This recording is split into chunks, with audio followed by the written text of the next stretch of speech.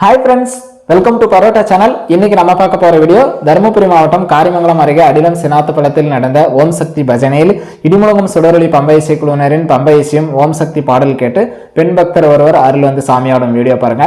Video பார்த்துட்டு பிடிச்சிருந்தா like பண்ணுங்க. நம்ம சேனல் மறக்காம சப்ஸ்கிரைப் பண்ணிக்கோங்க. வீடியோ இன்ட்ரெஸ்டிங்கா இருந்தா உங்க ஃப்ரெண்ட்ஸுக்கும் ஷேர் பண்ணுங்க.